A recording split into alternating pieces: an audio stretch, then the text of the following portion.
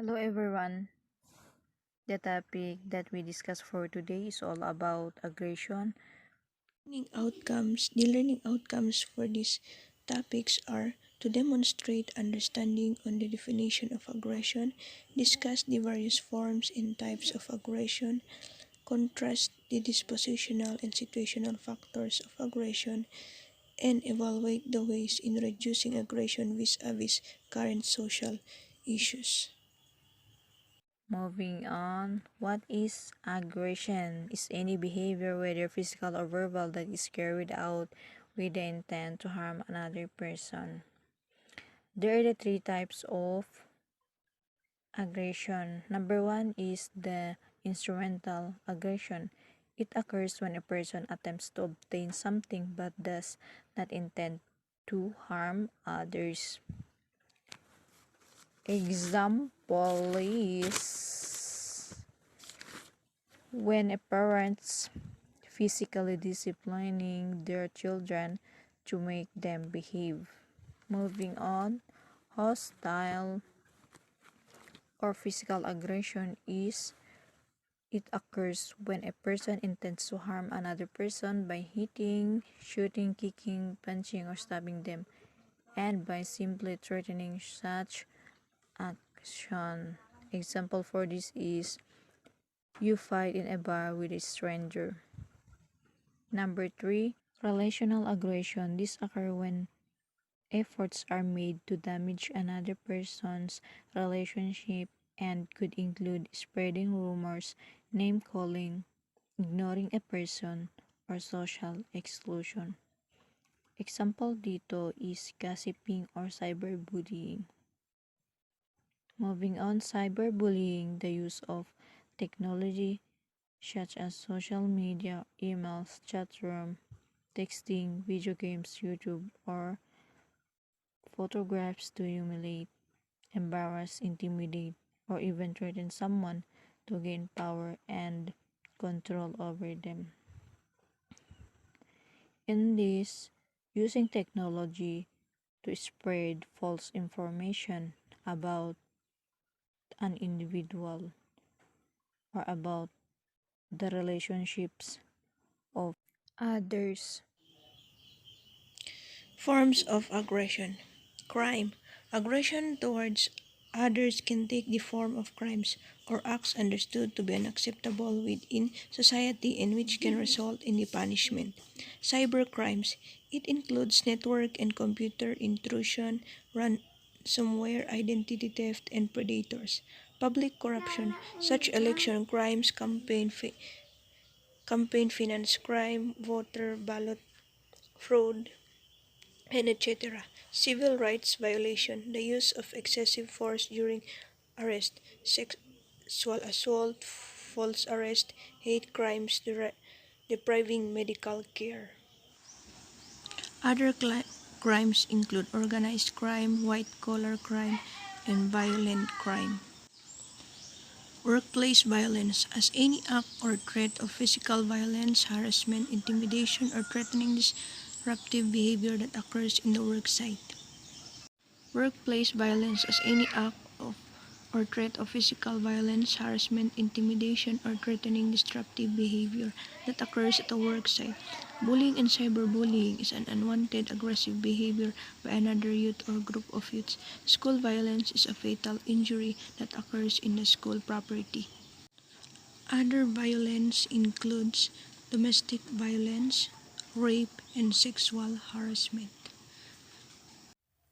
Moving on, why we aggress.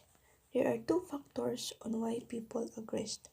First is dispositional factors, or known as internal factors. These factors comes within us. It is an individual characteristic that influence behavior and action in one person. At times, a person or animal will respond in predictable ways to certain stimuli, or or as ethologists called as instinct. Instincts are inborn and inherited, such with the phenomenon or imprinting observed by Conrad Lorenz. Examples of instinct behavior are eating, drinking, and sleeping. Most instincts are driven by the need to survive. Instinct theory of motivation states that all of our activities, thoughts, and desires are biologically determined or evolutionarily programmed through our genes, and this serves as source of motivation. William McDougall stated that humans are wired to attend to stimuli that are important to our goals, move toward a goal such as walking to the refrigerator, and finally, we have the drive and energy between our perception of a goal and the movement towards it. Hostile attribution bias and aggression schemas. Hostile attribution bias is the tendency to interpret the behavior of others across situations. This can be as threatening, aggressive, or both. People who exhibit this bias think that ambiguous behavior of others is hostile and often directed toward them, while those who do not exhibit this hostile attribution bias interpret the behavior in a non-hostile, non-threatening way. Furthermore, people who make the hostile attribution bias often respond to the other person's behavior in an aggressive manner because they perceive it as a personal threat. When they respond aggressively, this action is often viewed as inappropriate because the other person's original behavior was not intended to be aggressive.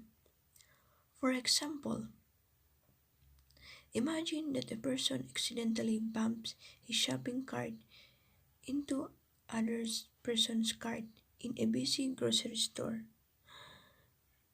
Then the one who was bumped mistakenly assumed that that person aggressively bumped the cart to get ahead of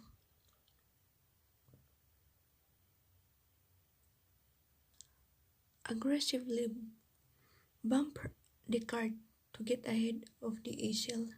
If that person then intentionally hits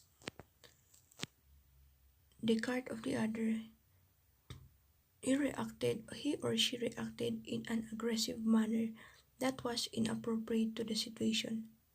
An important point is that individuals who show the hostile attribution bias often misperceive the intent of the other individual's behavior as aggressive or harmful to themselves or another person, wrongly believing that person meant to cause harm in performing the action.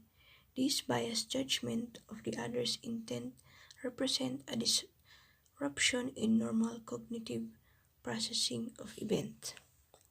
The perception of a person's behavior as intentionally harmful can make this individual more susceptible to react aggressively. In short, nagiging hostile ang isang tao dahil sa maling interpretasyon or akala.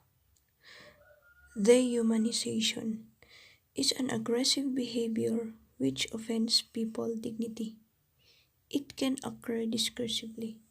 Example is idiomatic language, verbal, symbolically, physically, physical abuse, and the likes. Yung basta-basta na lang tinatawag ang isang tao sa hindi naman pangalan. Halimbawa, we call that person as diabetic, alcoholic, or addict accordingly sa kaniyang ginagawa. Rumination is the process of continuously thinking about the same thought which tend to be sad or dark. This habit can be dangerous to our mental health as it can prolong or intensify depression as well as impair the ability to think the process of emotion. Example of this is continually worrying about an upcoming test. Arousal is the physiological and psychological state of being awoken or, or of sense organs stimulated to a point of perception.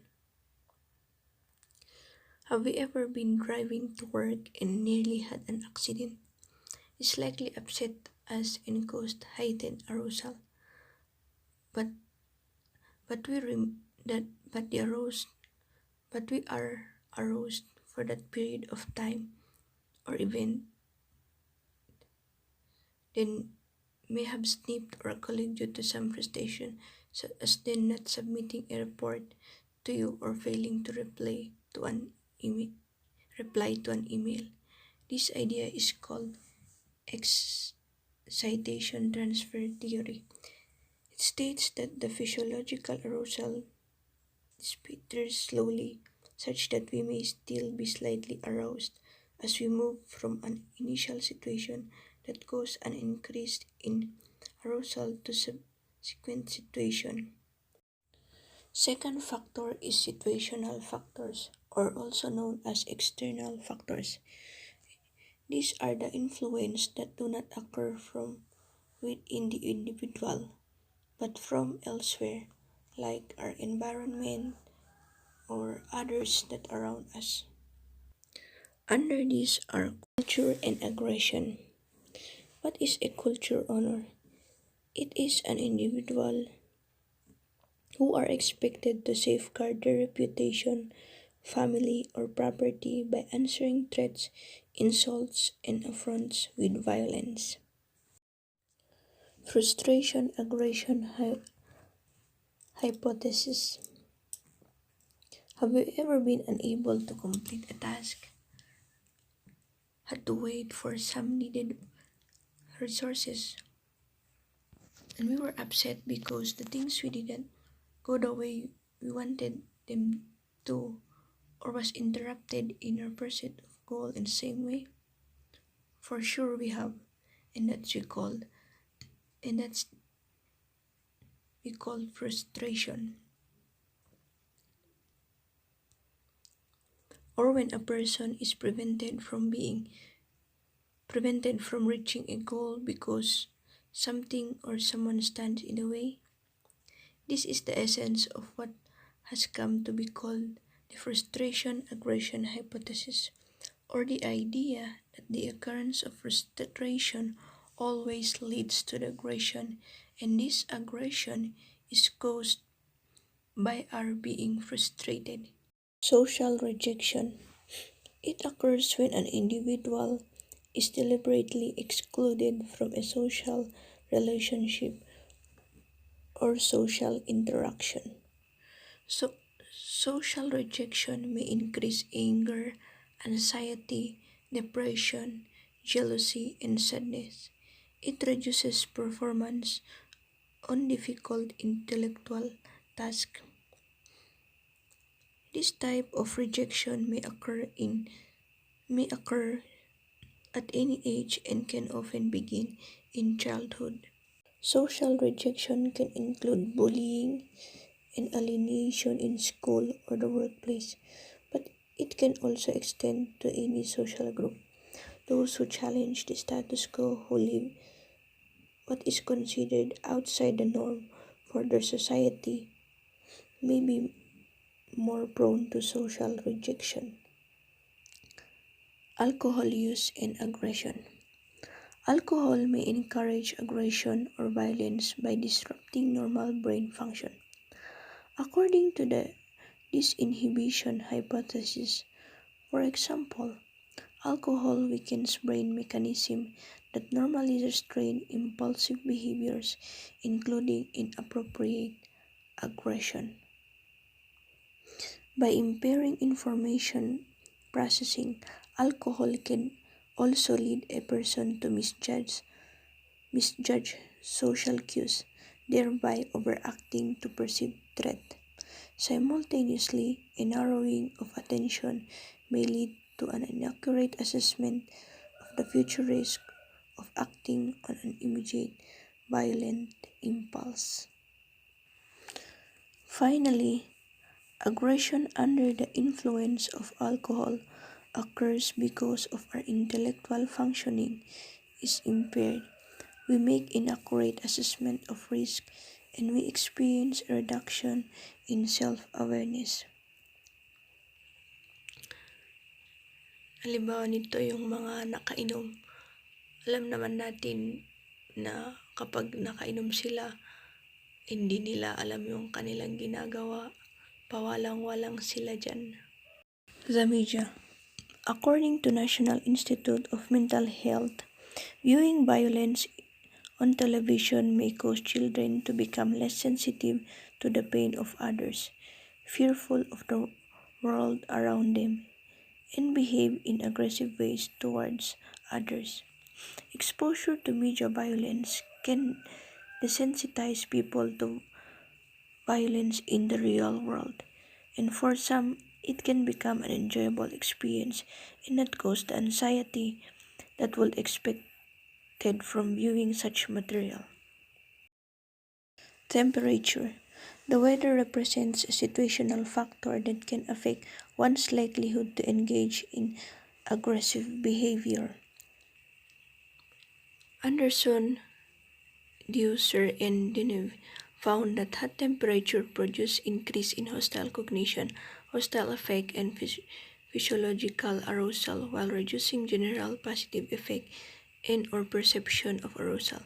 Thus, hot temperature can increase aggression due to biased appraisal of immediate social events. Tama naman, kapag kapag maulan tulad ngayon, nagko-complain tayo. At kapag mainit, nagko-complain din naman tayo. So, the temperature is a one factor that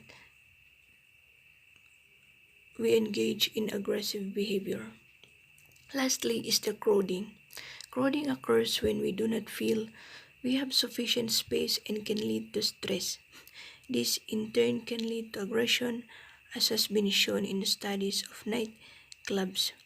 So that's all the under the situational factors.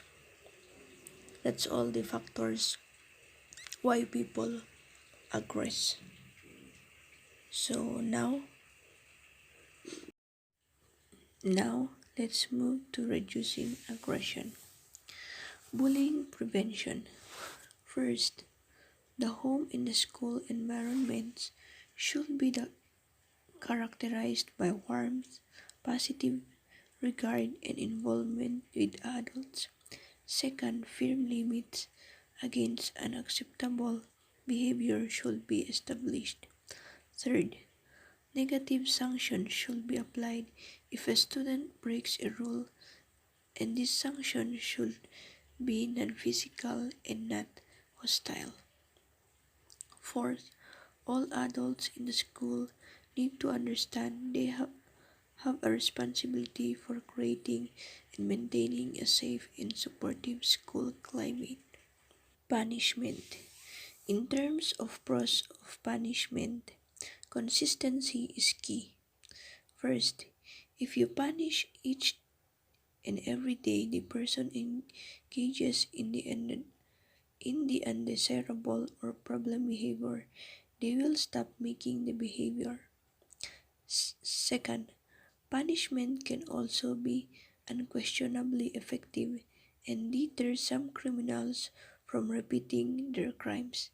Third, sometimes after punishment has been administered a few times, it is not needed anymore, for the mere threat of it is enough to induce the desired behavior.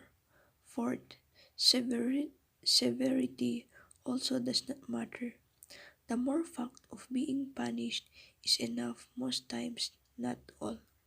Finally, you do not have to necessarily experience punishment firsthand. Seeing others punished for engaging in behavior you have considered making can be enough. As for cons of punishment, it is often administered inappropriately. In a blind rage, people have often applied punishment broadly such that it covers all sorts of irrelevant behaviors. Parents take out their frustration at work on their kids, and what would not upset them much one day angers them immensely another. Second, the recipient of the punishment often responds with anxiety, fear, or rage, and this emotional side effect generalizes to the entire situation. You can see this in animals when they have been punished for soiling the carpet and are disciplined. Third, the effectiveness of punishment is often temporary, depending on the presence of the punishing person or, or circumstances. When the punisher is not there, the punished misbehaves again. This is captured in the glitch. When the chief away, the cat will play. Fourth, most behavior is hard to punish immediately, and during the delay, behavior may be reinforced several times. Example, not getting a speeding ticket every time you speed, like the motorist. Fifth, punishment conveys little information. It does not tell the person how to act. If you want them to display desirable behavior, they have to know what it is. Sixth, finally, an action meant to punish may instead be reinforcing, as when a child acts out for attention. Self distancing occurs when our egocentric experience of a stimulus is reduced.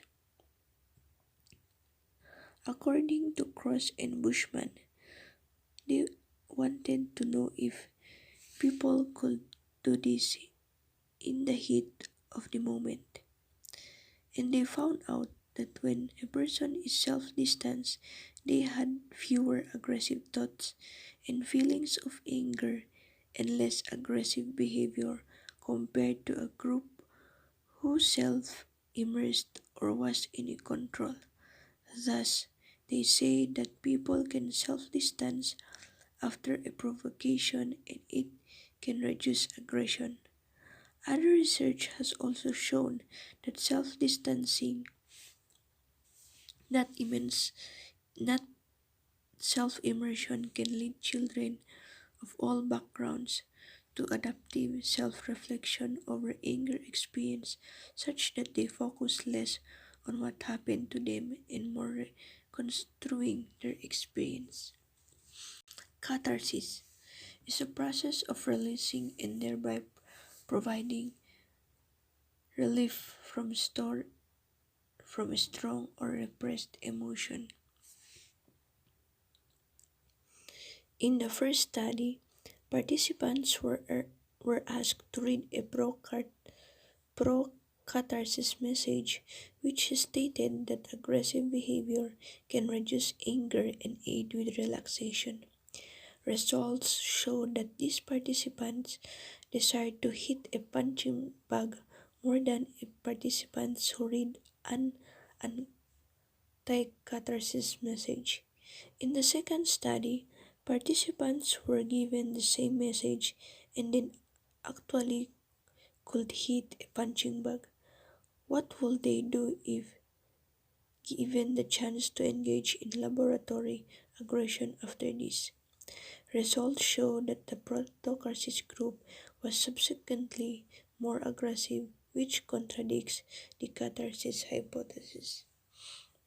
Example of catharsis is playing a piano or guitar or listening to music is a catharsis for an individual for a tired, busy, long day of work. That's all for the topic of aggression. We hope that you learned something. Thank you for listening. Keep safe and God bless.